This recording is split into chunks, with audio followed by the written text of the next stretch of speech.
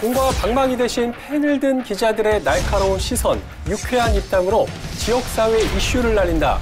시사토크 견제구입니다. 두 분은 평상시 혹시 대중교통 자주 이용하십니까? 버스라든가? 버스 타본 지가 언제인지 기억이 나지 않아요. 버스 요금까지도 가물가물한데요. 저는 승용차가 좀 편하다 보니까 아무래도 청주에서 그렇죠. 세종시로 출퇴근을 하기 때문에 세종시랑 청주시가 버스로 직통 노선이 좀 만들어지면 아마 이승훈 기자도 술자리를 하고 나서 타고 갈 텐데 저처럼 사실상 그 직통 노선이 없어요. 그래서 없어요. 그렇다고 수요도 없는데 이승훈 기자 혼자 좋으라고 만들 수는 없는 거잖아요. 근데 수요 조사를 해보세요. 해봐야 될 것 같아요. 기사를 쓰세요, 이거를. 아무튼 저는 세종시에 살고 있다 보니까 이제 주로 이용하는 거는 이제 그날 특별한 어떤 그 기자 업무와 관련된 일이 없을 때는 버스를 이용하기도 하고 주로는 이제 회식이 있을 때 버스를 자주 이용하고 버스 BRT로 이제 세종시의 중심부를 관통하고 그 연계 수단으로 공공자전거를 이용해서 BRT까지 가서 갈아타는 형태로 해서 하는데 요즘은 자전거를 탈 수가 없습니다. 미세먼지? 아니죠. 미세먼지는 둘째치고 자전거 음주운전에 대한 벌금이 부과되기 때문에 이제 걸리면은 또 사회적 망신이 되지 않겠습니까? 그래서 가장 대중교통을 본인 취향에 맞게 가장 활용도 높게 사용하시는 분이 우리 이태 기자예요. 소문이 나 있습니다. 세종시가 사실 대중교통 분담률이 70%로 그런 컨셉을 가지고 대중교통 중심 도시라는 도시 컨셉을 가지고 만들어졌는데 현재 두 분은 좀 올바른 방향으로 가고 있다고 보십니까? 단답형으로 말씀드리면 그렇지 않다. 대중교통 중심 도시를 지향하면서 이제 세종시가 출범했죠. 그래서 많이 이제 세종시에서도 많은 이제 버스 노선 개편도 공을 기울이고 있는데 지금 많이 그런 분위기는 퇴색이 됐고 어떻게 보면 승용차 중심 도시로 지금 승용차 등지 대중교통 접근성이 열악하고 거기다 그 반면에 그 승용차 그 증가세, 그 승용차 분담률이 증가하면서 지금 상황이 아주 안 좋아지고 있는 상황입니다. 그래서 지난해 아마 이태 기자도 알겠지만 시민단체가 개최한 이제 교통 주제를 놓고서 토론회를 한번 개최한 적이 있는데요. 그 LH 수석 연구원이 거기서 자료를 이제 발표를 했었어요. 그 승용차 분담률을 한번 봤더니 분담률이 아니라 그 비용 말씀하시는 거죠? 아니, 분담률.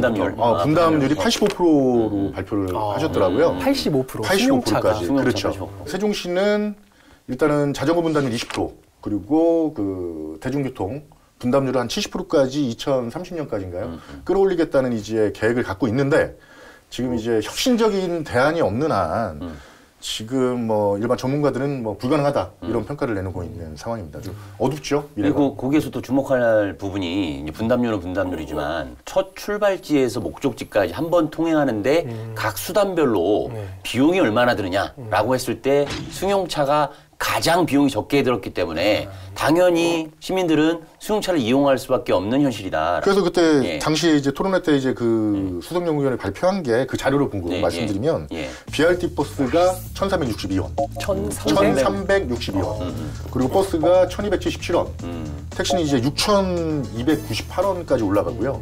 근데 이제 승용차를 보면 1,034원밖에 안 돼요. 가장 적네요. 그렇죠. 그렇다 보니까 버스로 40분 갈 거리를 승용차로 한 10분이면 그냥 금방 가고 그리고 세종시 같은 경우는 주차할 곳이 또 무료로 주차할 곳이 또 많은 거예요.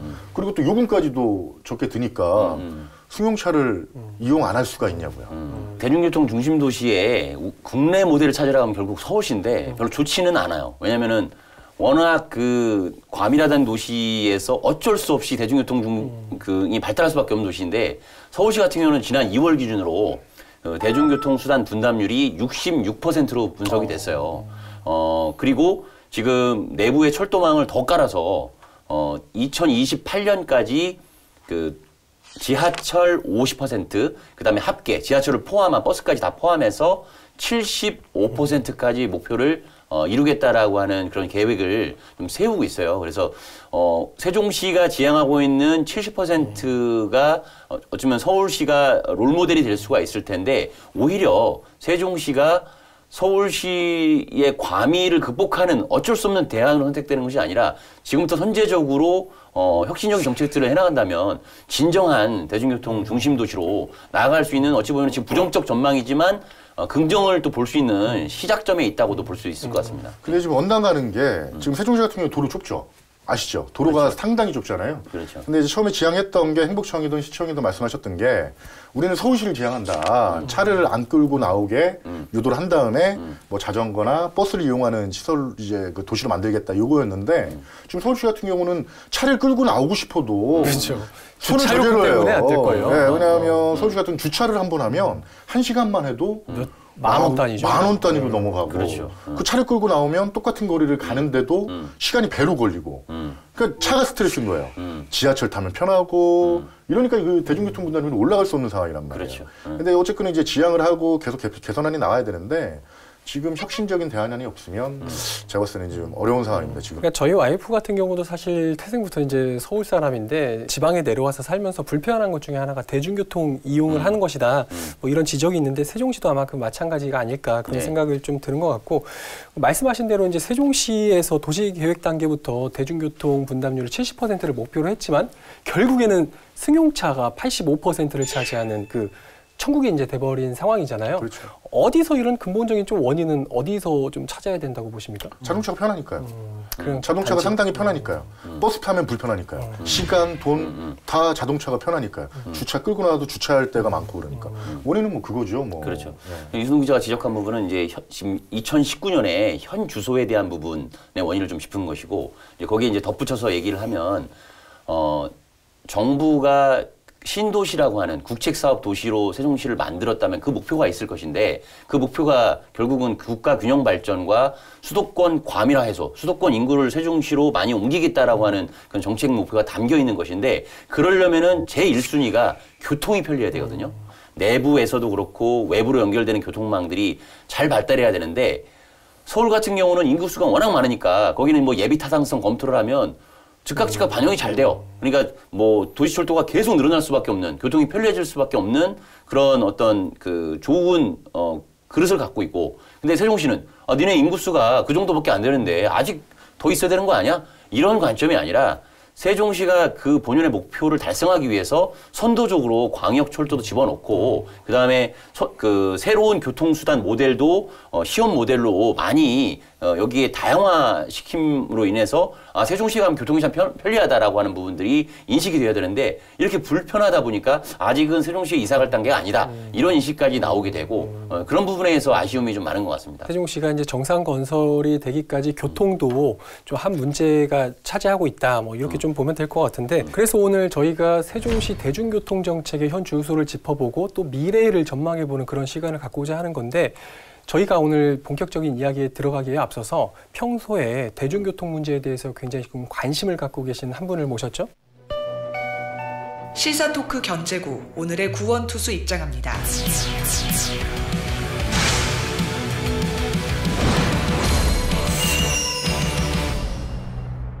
네, 세종시의회 안찬영 부의장님 모셨습니다. 안녕하세요. 안녕하세요. 예, 반갑습니다. 세종특별자치시의회 부의장 안찬영입니다. 오늘 이렇게 시사토크, 고품격 시사토크 예, 견제구에 초대해 주셔서 대단히 감사드린다는 말씀드리고요. 오늘 이 시사토크 견제구가 홈런볼이 될 수 있도록 최선을 다해서 예, 토크에 임하겠다는 말씀드립니다. 안찬영 부의장님을 간단히 소개하면 베스트 3라고 한마디로 얘기할 수 있습니다. 무슨 의미죠? 물론 여론조사 전문기관에 의뢰해서 뭐 1,000명 표본으로 조사한 건 아니지만 저희 기자들이 한 4-5명이 같이 4-5명이 그 정도 되지 않겠습니까? 네, 여기 3명 포함되고요. 아무튼 베스트 시의원 그러니까 뭐 베스트 시의원은 여러 가지 면에서 이제 평가를 할 수 있는데 특히 이제 어쨌든 시민의 입장에서 날카로운 지적 그다음에 집행부의 어떤 사업적인 부분에 있어서 잘못된 걸 바로잡는 역할이란 그 측면을 1순위로 봤을 때 베스트 3에서 드는 시의원님이라고 일단은 하고요. 근데 다만 반대급부로 집행부 입장에서 봤을 땐 상당히 까다로운 시의원 베스트 3에도 좀 이렇게 일부 집행부들의 얘기를 들어보면 앞서서 저희 기자들끼리 세종시 대중교통 정책의 좀 현 주소를 짚어봤거든요. 아마 밖에서 이제 들으셨겠지만 예, 예. 어떻게 보고 계십니까? 대부분 맞는 얘기가 사실인 것 같고요. 우선 저희 시가 다들 아시다시피 인구가 굉장히 빠르게 증가하는 도시다 보니까 공급과 수요의 언밸런스가 좀 있습니다. 그중에 가장 좀 초기에 좀 심각했던 문제는 BRT 버스를 중심으로 하는 대중교통 체제이다 보니까 생활권에서 생활권으로 바로 넘어가는 것에 대한 고민이 좀 적었죠. 그래서 이제 만들어지게 된 천사버스 노선도 있었고 지금도 역시 그러한 요구가 계속 있는 측면 또 공급은 하고 있습니다. 계속해서 저희가 이제 공영제를 통해서 교통공사도 출범을 시켰습니다만 우리가 제공해주는 서비스의 속도보다 생활권이 늘어나면서 생성되는 새로운 교통 수요가 더 빠르다 보니까 아직은 시민들의 요구에 따라가지 못하는 게 현실인 것 같습니다. 알겠습니다. 지금부터 그럼 세종시 대중교통의 현 주소하고 앞으로 미래 청사진에 대해서 심도 깊은 이야기 나눠보도록 하겠습니다. 세종동에 살고 있는데 지선버스가 3개월 사이에 정류장만 3개가 생겼어요. 원래 하나였는데. 어디 부분은 또 앞에서 만들어줬어. 근데 또 소음 발생한다고 옮겨달라. 그러다가 고민하는 게 단지와 단지 사이에 만들었단 말이에요. 그럼 또 그걸 갖다가 또 100m, 150m 걸어가는 게 또 불편하시다고? 이게 어떻게 보면 약간의 현재 상황에서는 제로섬 게임이거든요. 그렇죠. 이쪽으로 좀 유리하게 되면 저쪽이 좀 불리해지고 이렇기 때문에 예. 의원들 간에서도 좀 껄끄러운 문제고요. 저는 사실 세종시 하면 가장 먼저 떠오르는 게 BRT라고 부르죠. 뭐 간선 급행 버스 체계라고도 이제 말을 붙였는데 이게 가장 먼저 떠오르는 것 같아요. 어떻게 보세요? 지금 잘 구축이 됐다고 보시나요? BRT는 핵심 노선이라고 하는데 유일한 흑자 노선인 게 사실입니다. 오래전부터 한 2013년부터 흑자 노선으로 전환된 것을 제가 기억을 하는데요. 일단 BRT라는 개념은 말씀하신 대로 간선 급행버스 체계의 영문 표기인데 최초의 정부가 행복도시를 계획할 때 행복도시를 관통해서 충북 오송과 대전 반석을 연결하는 광역 기능과 그리고 행복도시 내에서 링으로 순환하는 형태로 해서 두 가지 기능을 복합한 BRT 기능을 도입했고요. 소위 도로 위의 지하철이라고 그렇죠. 해서 그 버스 노선에는 BRT밖에 다닐 수가 없습니다. 다른 뭐 시내버스라든지 무슨 통과하는 고속버스라든지 이런 건 전혀 통과할 수가 없고요. 전용으로 활용하기 때문에 그만큼 정시성이 보장이 될 수 있다고 하겠고요.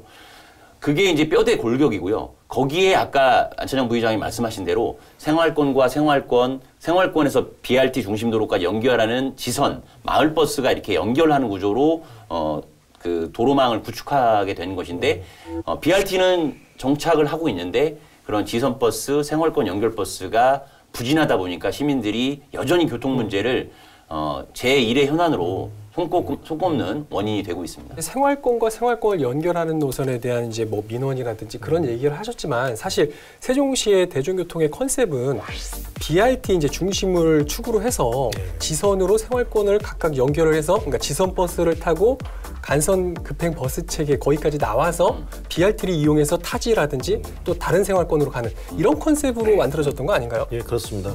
실제로 저희 세종시가 처음 도시기획이 될 때 가장 먼저 반영했던 것이 사실은 도로하고 공원이거든요. 근데 그중에서 도로 같은 경우에는 모든 도시계획에서 가장 첫 번째로 검토되는 부분 중에 하나예요. 도로망이 구축이 돼야 그 다음에 기반시설이 깔리기 때문에. 그중에서도 BRT는 이제 여러 가지 고민이 있었습니다만 지금 다 아시겠지만 다른 광역시가 운영하고 있는 지하철들이 적자예요.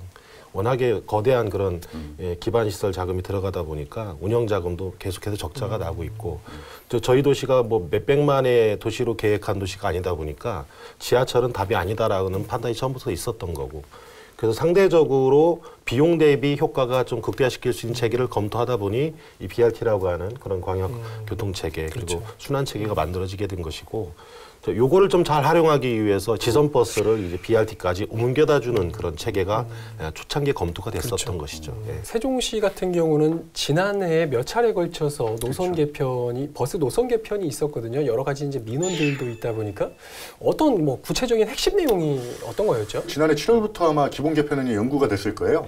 그래서 이제 큰 틀의 기본안을 만들어 놓고 그리고서 이제 1차, 2차, 3차로 나눠서 그러니까 9월 15일 이제 203원 버스 신설을 해서 그리고 12월 1일 그리고 12월 15일까지 이제 완성본을 이제 만들었는데요.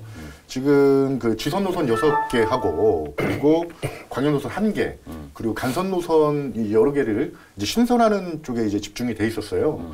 거기에 이제 그 핵심은 BRT 버스하고 연계성 강화를 정말 집중을 했는데요. 또 한 가지 또 핵심을 보면 고운동 그 세종시 끝점이죠 주민들. 항상 고운동 주민들이 BRT 노선까지 접근성 그리고 반성역까지 나가는 그런 대전까지 진출하는 그런 그 노선을 신설하는데 되게 공을 기울인 게 있어요. 거기서 또 주의 깊게 하나 볼 게 지금 이제 너무 굴절된 게 많았다. 주민 민원들이 많으면서 너무 여러 곳에 들렸다 해서 좀 노선을 피는 그런 노선 개편을 했는데 근데 여기서 이제 문제가 발생한 게 민원들이 너무 발생을 했죠. 작년에 실제로 12월 15일자 그 정도였던 것 같은데 버스 교통체 개편을 하면서 저희 지역구에도 그렇고 다른 지역구에도 그렇고 굉장히 많은 민원이 있었어요. 그럴 수밖에 없을 것 같아요. 공청회도 하고 이렇게 여러 차례 반복해서 했었는데 결론은 그겁니다. 이제 이 수요를 다 감당하기 위해서는 현재보다는 좀 더 많은 노선이 필요하다는 게 결론이고요. 그렇지 못하다 보니까 그 노선을 가지고 효율적으로 분배를 하려고 했으나 그런 부분 때문에 생활권별로 좀 이견이 있는 거예요. 그런 이견차 때문에 좀 굉장히 힘들었던 부분이고 앞으로도 우리가 생활권이 계속 만들어질 거기 때문에 이 노선 개편은 매년이나 혹은 경년제로 아마 계속해서 개편이 이루어질 겁니다. 생활권이 만들어질 때마다. 그렇죠. 그때마다 이제 이런 홍역들을 조금씩은 알아야 될 텐데 가급적이면 저희 의회에서는 예산 지원을 좀 더 가급적이면 더 빨리 해라라는 입장이고요. 집행부에서도 그런 방향으로 좀 잡아가고 있는 거로 알고 있고 시민 여러분께서 불편을 겪고 있는 부분은 충분히 이해하고 있습니다. 버스 노선 개편이라는 게 어떤 지역에 어떤 노선에 이제 지나가는 시민들이 편하다면 또 어떤 노선의 시민들은 또 불편함이 발생하는 게 마찬가지 이게 일반적이잖아요. 왜냐면 100% 만족을 시킬 수 없으니까요. 그렇죠. 그래서 이제 고운동 1005번 같은 버스도 고운동 주민들을 배려해서 신설이 됐지만 반성역으로 나가는 거잖아요. 근데 너무 많이 들리다 보니까 그 신설이 됐다는 거에 뭐 이렇게 호응이 되는 게 아니라 또 불만이 생겼어요. 불만 민원이. 왜냐면 너무 시간이 걸린다. 너무 저기 정류장을 많이 들린다는 그런 쪽에서 이런 문제에 대해서는 어떻게 좀 생각을 하세요? 기본적으로는 광역버스와 지선버스의 개념이 좀 바뀌어야 된다고 생각을 해요. 그러니까 광역버스는 말 그대로 광역버스, 광역시도 간의 연결, 이동거리가 긴 거죠. 네. 그러면 당연히 이제 시간이 많이 소요될 것이고 이 광역버스는 주로 이제 다른 시도로 출퇴근하시는 분들이 많이 이용을 하시게 될 겁니다. 출퇴근 시간에 집중적으로 배차도 해야 되겠지만 정거장도 광역버스에 맞게 좀 조정을 해야 될 필요가 있다고 생각하고요. 대신 거기에 따른 공백이 있을 거 아닙니까? 그 공백은 지선버스가 메꿔줘야 되거든요. 그게 아직 후차적으로 지금 현재 가지고 있는 차량이라든지 인력으로 안 되기 때문에 이런 수요가 계속해서 붙어가는 거죠. 그 부분이 좀 같이 연동해서 좀 해결해야 될 문제라고 생각하기 때문에 아마 제가 알고 있기는 내년에도 어느 정도의 소규모의 개편이 있을 거예요. 그래서 추가적인 노선도 좀 더 추가적으로 들어가게 될 것 같고 그래서 그때는 이 부분에 대해서 같이 한번 논의를 했으면 좋겠습니다. 네. 민원이 계속 발생하는 거는 역시 그렇죠. 주민인 이상 나도 오랫동안 걸어 나가서 버스 타기 싫다. 이런 주민들의 그런 심리가 작동하는 거 아닌가. 그래서 요즘 나오고 있는 게 바로 내 집 앞 버스 정류장 기조가 아닐까 싶거든요. 내 집 앞에도 우리 아파트 단지 앞에도 버스 정류장을 좀 설치해달라. 이런 이야기인 것 같은데 결국 뭐 대표되는 얘기인데 효용성과 형평성이라는 가치가 지금 충돌하고 있는 시점이거든요. 집행부 입장에서는 최대한 시의 그 혈세로 걷어들인 세금을 유효적절하게 쓰려고 하는 효용성 가치에 무게를 둬서 수요가 하루에 뭐 예를 들어서 텅텅 비는 시간이 너무 많은데 그렇죠. 그것 때문에 우리 집 앞에 버스 안 쓴다고 또 버스를 무작정 투입할 수는 없는 노릇이고 근데 또 시민 입장에서 바라보면 예를 들어서 고운동에서 세종시청까지 가는데 차로 가면 한 12분, 15분 내로 갈 수 있는데 버스로 가면 3배 이상이 걸리는 이런 불편함 이런 부분들이 가치가 충돌하는데 어떻게 접점을 찾을 것이냐라고 하는 문제인데 결국은 사실은 근데 지금까지 2019년 현지적으로 봤을 때는 형평성 가치가 좀 더 우위에 있는 것 같습니다. 그래서 시의원 분들 입장에서도 가장 어려운 민원이 교통 민원이고 그래서 가급적 시민들의 얘기를 들어주려고 하실 수밖에 없고 시에서도 울며 겨자 먹기로 저 집 앞에도 버스 정류장 있는데 우리 집 앞에 좀 놔주시오 라면 들어줄 수밖에 없는 구조가 지금 되풀이되고 있는 것이 2019년에 모습이 아닌가. 이 부분에 대해서는 네. 사실은 저희 네. 의원들이 네. 지역의 민원을 대변해서 얘기를 해도 네. 그렇게 썩 잘 받아들여지지 않는 사람 중에 하나입니다. 왜냐하면 예. 형평의 문제가 말씀하신 대로 예, 예. 있기 때문에 예. 이게 어떻게 보면 약간의 현재 상황에서는 제로성 게임이거든요. 이쪽으로 좀 유리하게 되면 저쪽이 좀 불리해지고 예, 이렇기 때문에 예. 의원들 간에서도 좀 껄끄러운 문제고요. 그래서 이 부분은 사실은 저는 가급적이면 시에서 좀 조정할 수 있도록 조금 자율권을 좀 주고 싶어요. 되게 웃긴 게 아까도 말씀드렸지만 여기가 만족하면 여기가 싫고 여기가 싫으면 여기가 좋은 게 단지별로 앞에 이제 아파트 만들어 달라는 얘기인데 근데 이제 시에서 이제 고민한 게 다 만들어 줄 수는 없잖아요. 그래서 이제 그 어디 부분은 또 앞에서 만들어 줬어. 근데 또 소음 발생한다고 옮겨달라. 그러다가 고민한 게 단지와 단지 사이에 만들었단 말이에요. 그럼 또 그걸 갖다가 또 100m, 150m 걸어가는 게 또 불편하시다고 또 일부 주민들은 또 일본은 민원이 되는데 여기서 잘 생각하셔야 될 게 다 만들면 결국 피해가 돌아오는 거는 버스를 타는 시민들이에요. 왜냐면 시간이 더 소요될 것이고 그렇죠. 이게 더 돌아서 갈 것이고. 저는 사실은 이러한 문제가 결국에는 버스 정류장이 좀 접근성이 좀 떨어지기 때문에 그런 요구들이 오는 것이거든요. 그래서 이 부분은 앞으로 미래 사회에는 여러 가지 교통수단이 생길 거라고 봐요. 지금 당장은 어렵지만. 그래서 저는 개인적으로는 휴대용 모빌리티 같은 경우에는 좀 언젠가 시점에는 미래 시점에는 도입이 될 거다라고 보고요. 그런 부분들이 아주 지근 거리, 그러니까 한 500m나 1km 이내의 거리를 이동할 수 있는 개인 교통수단이 언젠간 도입이 될 거라고 보기 때문에 그 부분도 굉장히 관심 있게 보고 있고 실제로 전기 자전거에 대한 지원 부분이나 이런 부분도 검토가 되고 있고요. 예. 지금 말씀을 하셨지만 세종시 같은 경우는 자전거 분담률이 한 20%를 목표로 지금 설계가 되고 있잖아요. 그래서 자전거 도로도 굉장히 이제 설계나 구축이 잘 되고 있는 상황인데 말씀하셨지만 전기 자전거 같은 경우도 충분한 내 집 앞 버스 정류장 기조를 좀 무색화시키는데 충분한 대안이 되지 않을까 그런 생각을 갖는데 어떻게 보세요? 부의장님 말씀하신 건 전적으로 공감하는 부분이요. 이제 퍼스널 모빌리티라고 해서 이제 서가지고 이렇게 그렇죠. 하는 거 그런 있잖아요. 것도 있고 많죠. 그것도 속도가 거의 20km 이상 나는 것으로 알고 있거든요. 근데 아직 합법화가 안 됐기 때문에 그렇죠. 그거를 네. 전면 도입하기는 좀 어려운 시점이고 그나마 시에서 현실적으로 유력한 대안으로 검토할 수 있는 것이 결국 전기 자전거에 대한 부분하고 공공 자전거에 대한 부분이 있는데 최근에 이제 전기 자전거가 고무적이었던 부분은 이제 전국 최초로 전기 자전거 1인당 30만 원 지원이라고 해서 300명 지원하는 그렇죠. 제도를 했는데 7.3대 1의 경쟁률이 나왔어요. 예. 그러니까 그만큼 관심이 있다라는 거거든요. 전기 자전거의 장점은 뭐냐면 제가 단언컨대 지선 버스보다 전기 자전거를 이용하면 빨리 가. BRT까지 훨씬 더 빨리 갈 수 있고 그럼요. 예. 시간을 단축할 수가 있습니다.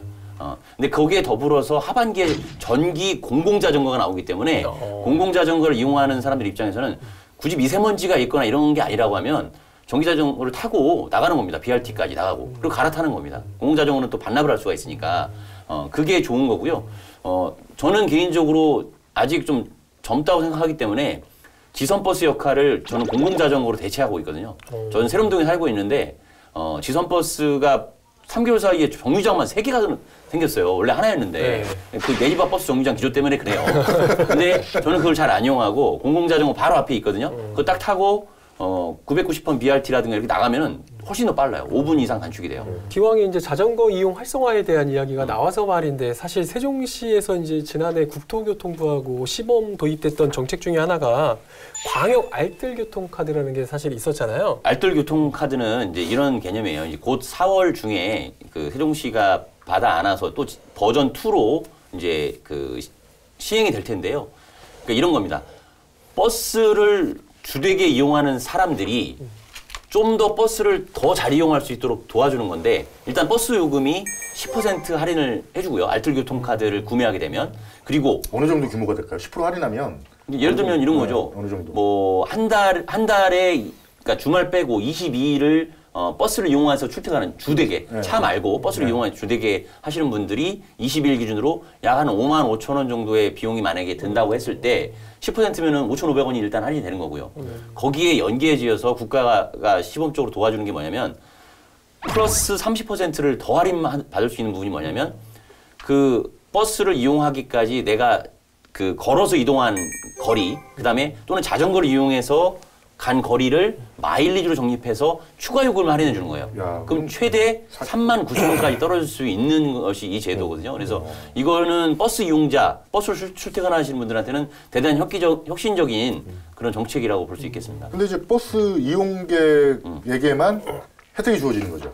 버스를 무조건 이용을 해야 돼요. 그러니까 그냥 보행자나 자전거 뭐 이런 걷기를 좋아하시거나 자전거 타기를 좋아하시는 분들은 아무리 자전거 많이 타도 그건 마일리지가 안 쌓여요. 버스를 같이 연계해서 해야 돼요. 조금 약간 개선돼야 될 부분이 그게 조금 아쉬워요. 옳은 지적이신 것 같아요. 예, 그래서 궁극적으로는 환승 체계라기보다는 자전거 파트에 대해서는 자전거를 많이 친숙하게 활용하고 자전거를 타고 다니는 문화를 정착시키는 게 가장 좋은 정책이라고 생각하기 때문에 아까 저도 좀 고민을 좀 해봤는데 자전거를 많은 분들이 탈 수 있게끔 하는 문화를 만들어가는 것, 특히나 청소년들이 자전거를 어렸을 때부터 배우고 탈 수 있는 문화를 정착시키는 제도를 좀 만들어내면 굉장히 좋은 모델이 될 것 같습니다. 세종시 의회에서 이제 의원님이 거주하고 계신 한솔동까지 자전거로 한 25분 정도만 갈 수 있는데 네. 좀 의원님이 좀 사도적으로 한번 자전거를 이걸 좀 타고 다니는 모습을 좀 해주시면 어떨지. 그렇지 않아도 저도 이제 자전거 굉장히 어렸을 때부터 많이 탔던 사람 중에 한 명이라서 지금 자전거 3대 있어요, 집에. 아, 그러세요? 제 거하고 아이들 거 2개에서 지금 주말에는 계속 동네 이렇게 투어를 다니거든요, 자전거로. 애들이 굉장히 좋아하더라고요.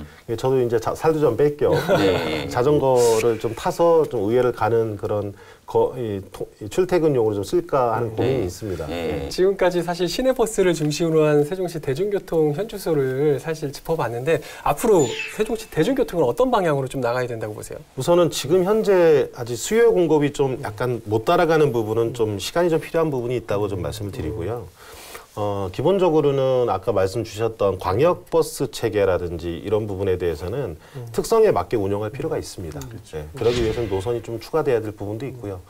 지선버스 같은 경우에는 기존에 계획했던 BRT로 연계해주는 시스템 외에 좌우로 왔다 갔다 하면서 연계해주는 시스템 외에 생활권을 좀 더 남북으로는 가로지를 수 있는 그런 시스템이 좀 필요하다는 말씀을 드리고 어차피 앞으로 4, 5, 6 생활권이 계속 입주를 하고 개발이 될 거기 때문에 그 생활권에 대한 이 버스 체계도 갖춰야 되거든요. 그래서 이 부분까지 같이 고민을 하게 된다면은 지선버스의 개념을 좀 더 우리가 확장시켜서 생각할 필요가 있다고 생각을 해요. 그 의미에서 반드시 꼭 세종 시민들이 알아야 될 정보가 있거든요. 버스 이용에 200% 즐기기 이렇게 해서 자막 나가죠. bis.세종.go.kr 여기에 들어가셔서 이걸 스마트폰 바탕화면에 까신 다음에 들어가 보시면 그 다양한 기능들이 있어요. 뭐 예를 들어서 우리 집에 있다가 버스를 타야 된다고 할 때 뭐 몇 번을 딱 누르면 몇 분 후에 버스가 도착하는지까지 다 확인할 수가 있거든요. 그거를 적극적으로 노선이 어떻게 되고 경유장이 어떻게 되는지를 그 시스템에서 손안에서 할 수 있으니까 그걸 적극적으로 좀 활용했으면 좋겠다는. 적극적으로 활용하면 좀 편하게 대중교통을 이용할 수 있다. 거기 아르바이트 하죠. 돈 받는 건 하나도 없습니다.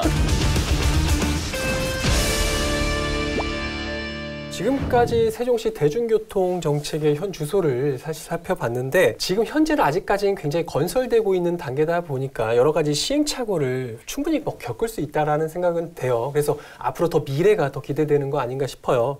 그래서 당장 올해부터 좀 주목되는 정책 중에 하나가 그 대용량 첨단 BRT 버스가 올해부터 이제 투입된다고 하는데 어떤 소식이었죠? 기존 뭐 BRT 버스 있잖아요. 그게 이제 지하철이라고 했었는데 지금 이제 더 지하철 같은 버스예요. 2대가 이제 연결이 돼서 지금 승객만 좌석만 한 30개가 갖춰져 있고요. 그리고 한 90명 정도를 한 번에 이제 태울 수 있는 일반 버스 같은 경우는 한 40명 정도 탈 수 있잖아요. 최대 인원이. 그래서 뭐 거의 뭐 우스갯소리로 거의 뭐 편하게 잠도 잘 수 있을 정도로 생각이 드는 차량 가격만 한 8억 원대가 넘는 그런 그 어떻게 보면 세종시에서 딱 이제 왔을 때 아, 참 특이한 버스가 세종시에 있네 이런 감탄사가 나올 수 있는 그런 버스가 이제 하반기부터 도입이 되죠. 저는 이제 개인적으로 단점이 좀 보였어요.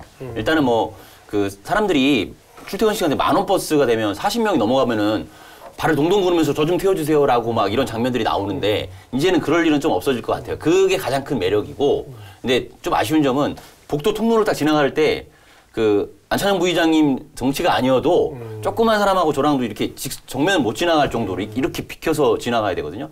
그 부분이 좀 복잡하다 보니까 예를 들어서 80명 넘어가 버리면 10,000원 버스가 되면 내릴 때 상당히 좀 어려울 부분이 있을 것 같고 그리고 그 전기 버스다 보니까 한 번 충전이 필요하잖아요. 근데 한 번 충전에 200km를 갈 수 있는데 통상 버스가 하루 주행 거리가 400km래요.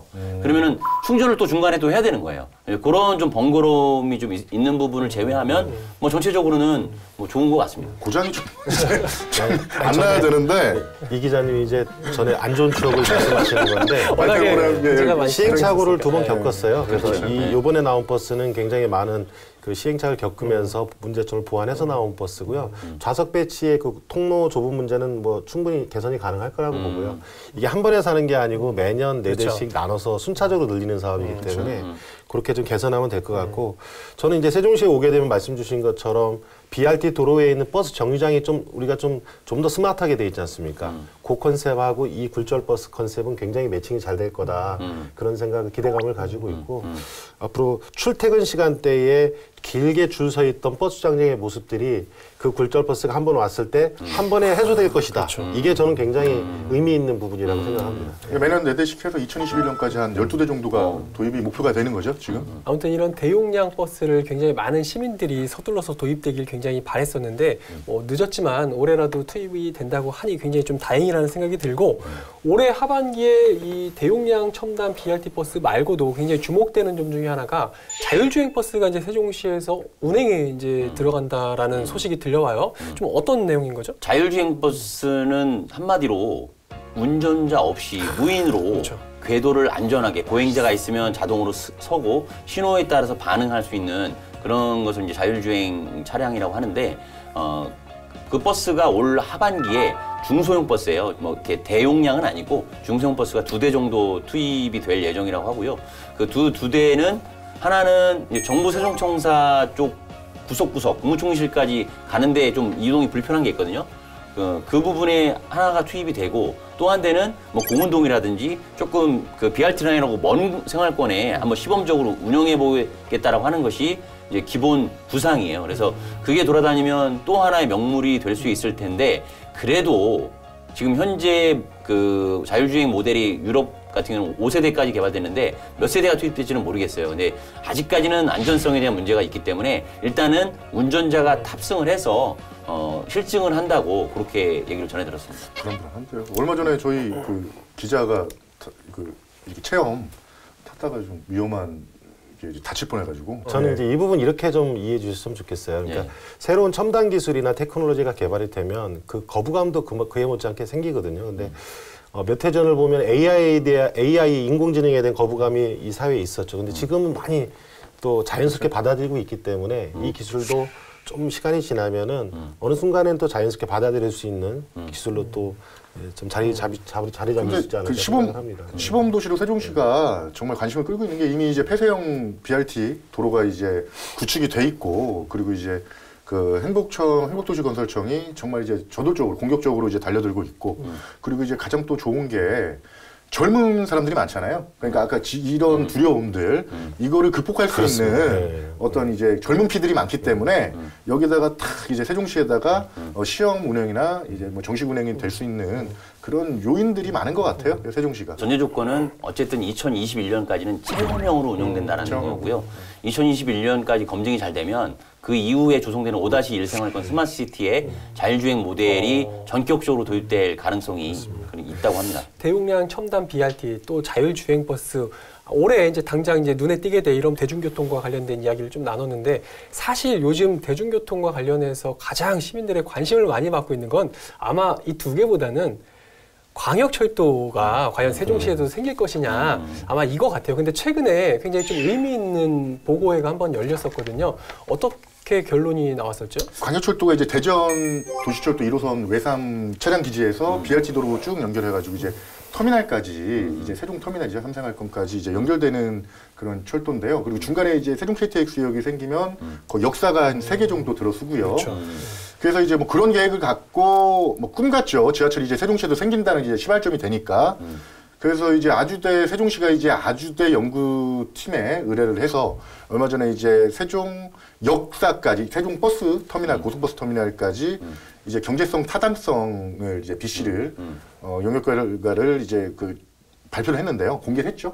공개를 했는데 기준치 경제성 기준치 1을 넘어선 1.0인가 이렇게 좀 경제성이 있다, 타당하다 이런 결과를 지금 나온 상황입니다. 그래서 지금 한번 주목을 지금 끌고 있는 거죠. 저는 이제 더 주목되는 점 중에 하나가 뭐냐면 사실 연구 용역 안에 중간에 그 KTX 세종역이 딱 박혀 있어요. 네, 그렇죠. 굉장히 많은 논란이 겪었는데 굉장한 좀 의지를 보인 것이 아닌가라는 생각이 드는데 어떻게 보세요? 예, 그렇습니다. 실제로 강력한 의지를 표명한 거라고 저도 생각이 되고요. 이번 계획안의 그 역사가 반영이 된다는 건 저희 세종특별자치시의 의지 표명이기도 하지만 사실은 세종 시민들이 다 요구를 하고 있는 부분이 반영됐다라고 보여지고요.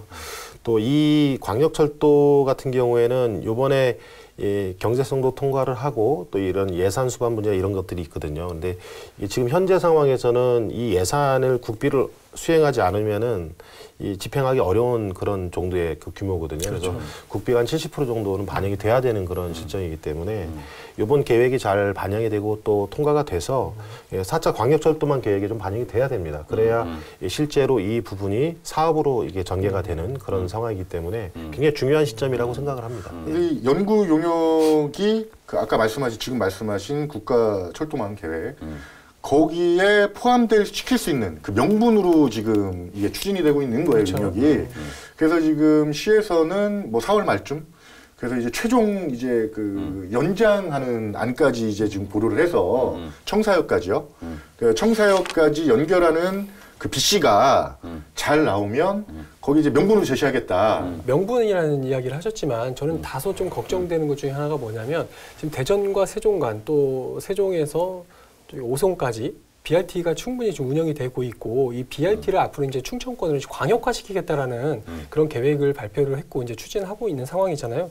때문에 이 광역철도와 어떻게 보면 이제 기능이 좀 중복되는 거 아니냐 이런 좀 우려도 사실 드는 게 사실인데 이 점에 대해서는 좀 어떻게 보세요? 애초에 그 행복도시 설계를 어떻게 했는지를 좀 또 봐야 될 텐데 물론 BRT 중심의 교통 체계는 맞는데 아까도 말씀드렸지만 BRT가 도로 위에 지하철이라는 개념으로 해서 비용을 최소화하면서 국가 재정의 부담을 덜어주면서 행복도시를 만들어가자라고 하는 부분에 있어서 감수를 한 거거든요. 세종 시민들도 어느 정도 그 부분의 컨셉에 동의를 해준 건데 그러다 보니까 다른 지역에서는 바로 옆 지역인 대전만 해도 또 도시철도 2호선 건설을 또 따냈잖아요.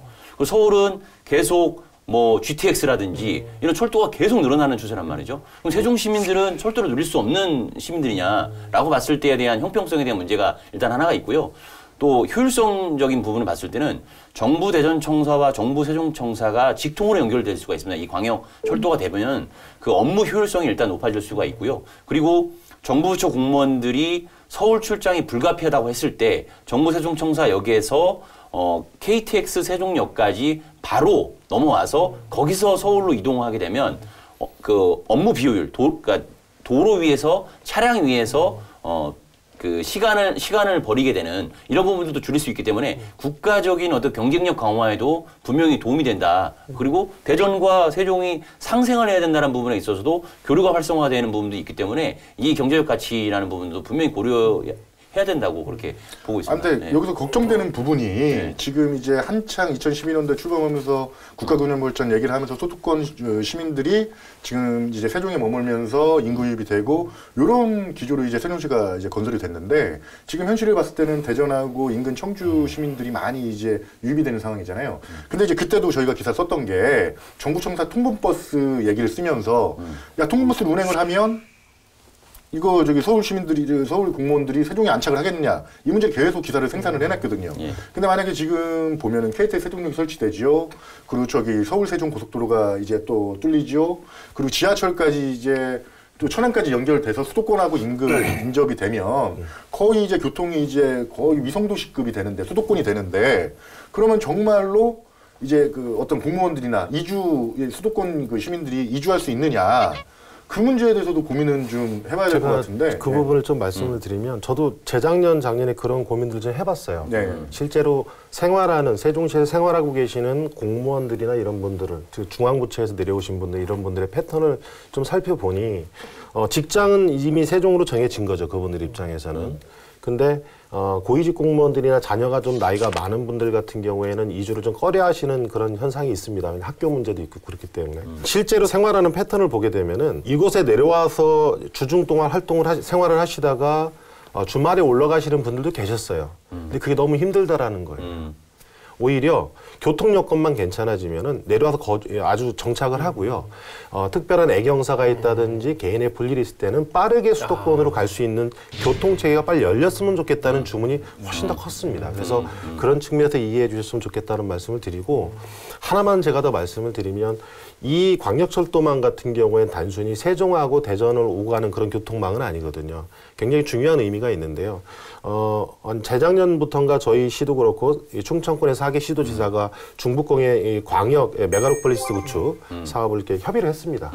무슨 얘기냐면 수도권에 집중되어 있는 경제 인프라나 이런 산업 인프라를 이제는 중부권을 끌어내리는 노력을 우리 충청권의 4개 시도지사가 함께 해야 되겠다라는 선언이거든요. 이런 측면에서 보면은 지금 대전까지 와 있고 또 조치원 서창까지 와 있는 이 광역철도망을 연결해주는 개념. 이게 물론 2030 우리 세종시 도시기본계획에 들어가 있습니다. 그러기 위해서는 이 광역철도망이 정부청사를 지나서 서창역까지 연결해주는 과정이 반드시 필요하겠다. 그런 부분을 좀 힘있게 강조하고 싶습니다. 네. 관심의 포인트는 사실 그건 아닌 것 같아요. 요즘에 과연 이게 어느 지역을, 그러니까 신도시 안에서도 어디를 경유하게 될까? 이거에 대한 이제 시민들의 굉장한 관심이 이제 커지고 있는 상황이거든요. 이거에 대해서는 꼭 하나 좀 짚고 넘어갈 게 있다고요? 아니 뭐 짚고 넘어간다기보다는 사실 확인을 좀 현재까지 좀 해드리고 싶은 것은, 현재까지는 지금 강 넘어오기 이전, 그러니까 강남 쪽이죠. 터미널까지 여기 이제 생기는 거 거기까지 검토를 하다가 지금 연장하는 걸 검토하고 있는데, 그 부분에 대해서 많은 말씀들을 주시는데, 현재까지는 연결이 된다고 하더라도 역을 설치하는 부분은 정부청사까지만 역을 검토하고 있습니다. 중간에 또 다른 역에 대한 검토는 그렇죠. 없거든요. 예. 그 부분에 대한 논란이 좀 있는 것 같아요. 그래서 지금 현재로서는 그런 부분을 논의하기에는 조금 시기상조다. 그래서 그 부분은 조금 기다려 주셨으면 좋겠어요. 예, 맞습니다. 네, 맞는 말씀입니다. 과연 광역철도가 언제쯤 들어설 수 있느냐, 이걸 좀 봐야 되거든요. 만약에 세종 고속시외버스 터미널까지만 연결한다고 했을 때는 지금 현재 구상으로 봤을 땐 2026년이나 2027년에 약 6천억 원 정도로 그 예산을 투입해서 들어설 것으로 예상을 하고 있고요. 근데 이것을 정보세종청사역까지 연장을 하게 되면 일단 비용 자체가 1조 원이 넘어가고, 그리고 그러면 시기적으로도 당연히, 왜냐하면 금강 아래로 지하화를 해야 되기 때문에 시기적인 부분에서도 2030년 도시 완성기까지 가야 된다라고 하는 관측이 있거든요. 그러니까 아직 10년 가까운 시일이 남아있는 부분이기 때문에 그 도시의 성장세에 맞춰서 여기라는 부분은 뭐 나성역이 생길 수도 있는 것이고 한솔동역이 생길 수도 있는 것이고, 그건 좀 이후의 문제인데 벌써부터 과열되는 것은 좀 바람직하지 않은 것 같습니다. 개발 추이에 맞춰서 또 어느 역이 또 생길 수도 있는 것이고, 추가적으로 생길 수도 있고 안 생길 수도 있는 건데,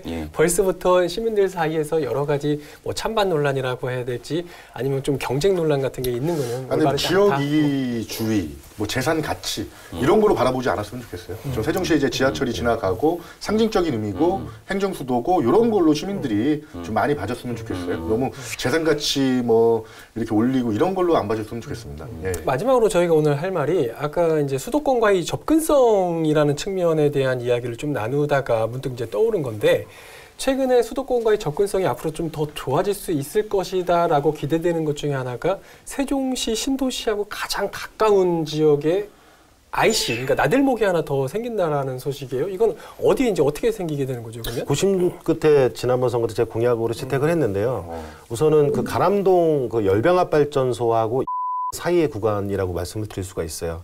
근데 이 부분을 먼저 고민하게 된 것은 동지역을 가장 가깝게 선에서 지나가는 고속도로 중에 하나입니다. 그게. 예. 그러기도 하지만 앞으로 그 대전 당진간 고속도로가 서울 세종간 고속도로가 연결되는 구간이거든요. 대당 고속도로하고. 그리고 또 그 서울 세종간 고속도로에 청주 세종간 고속도로가 또 연결이 돼요. 그래서 굉장히 연계성이 좋은 그런 도로라는 말씀을 먼저 드리고, 현재로서는 이 고속도로를 타기 위해서는 공주 쪽으로 쭉 한 20-30분 나가서 톨게이트를 탄다든지 아니면 대전을 나가다 보면은 한 15분, 20분 정도 가다 보면 있거든요. 거기까지 나가야 되는 그런 불편함이 있습니다. 그런 부분을 조금 가깝게 해소하는 부분도 있고, 거기로 미래에 차량이 많이 몰릴 수 있는 부분을 좀 분산시켜주는 효과도 같이 고민을 하고 있습니다. 그래서 앞으로 이거는 현재까지는 고속도로공사에서 지금 이거를 용역을 검토 중이에요. 이춘희 시장께서도 이 부분에 대해서는 용역을 한 다음에 타당성이 검토가 되면은 추진하겠다는 말씀을 주셨거든요. 그래서 아마 같이 진행해야 될.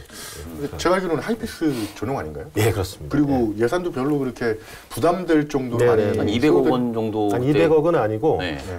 작년까지 제가 이렇게 가축을 했을 땐 300억 정도 규모였는데요. 그렇다고 해서 그 톨게이트 설치하는 비용을 지금 굉장히 좀 저렴한 비용이에요. 그 정도면 그렇죠. 큰 비용이 들어가는 건 아니고 그 부분도 아마 반반씩 부담하는 걸로 현재까지 그러면 합의가 언제쯤 가셔야 되고 언제쯤 이게 좀 되느냐 안 네, 되느냐 올 연말까지 용역이 좀 진행이 될 거고요. 용역이 일단 끝나서 타당성이 확보가 되면 그때 이제 고속도로공사와 저희 시가 함께 대응 투자해서 진행을 하는 그런 사업입니다. 이렇게 해서 오늘 세종시 대중교통의 현재와 또 미래에 대해서 이야기를 나눠보는 시간을 좀 가져봤는데 결론적으로 좀 세종시 대중교통의 미래는 밝다 아니면 어둡다. 뭐 두 기자분께서는 어떻게 생각을 하시는지 마지막으로 좀 견제구 한 마씩 알려주도록 하겠습니다. 먼저 이승동 기자부터 해주시죠. 사실은 뭐 혁신적인 대안을 마련해라 이런 식으로 좀 말씀을 드리고 싶은데요. 그거보다도 전 단순하게 말씀드리겠습니다. 그 대중교통 중심 도시 세종시 대중교통의 미래는 밝다. 이런 광고 멘트가 있어요. 걷기와 자전거로 출퇴근을 하면 일상이 여행이 된다고 합니다. 자, 그런 의미에서 자동차를 내려놓고 출퇴근할 수 있는 환경, 세종시가 선도합시다.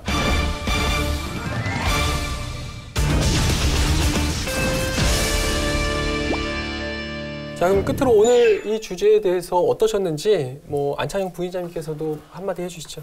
예, 우선 오늘 고품격 시사 토크 견제구를 통해서 저도 이번 기회에 세종시의 교통 문제, 현안들에 대해서 한 번 더 깊이 있게 고민하는 시간이었던 것 같고요. 또 하나는 좋은 대안도 좀 주셨지 않습니까? 대안도 좀 새롭게 검토를 해서 제도로 안착하는 부분에 다시 한번 검토해보겠다는 말씀을 드리고 무엇보다도 오늘 토크의 가장 중심은 세 분이 아니었나 하는 생각을 해봅니다. 예, 굉장히 매끄럽게 진행을 잘해주시고 또 열정을 가지고 말씀해주셔서 감사하다는 말씀 드리고요. 아주 기억에 오래 남을 것 같습니다. 예, 앞으로 견제구가 아니라 홈런볼이 될 것 같습니다. 홈런볼 개인적으로 좋아하시는 것 같아요.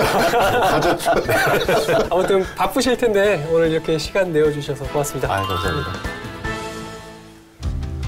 도시가 커지고 인구가 급격히 늘면서 세종시의 대중교통 정책이 지금은 다소 과도기라는 생각도 듭니다.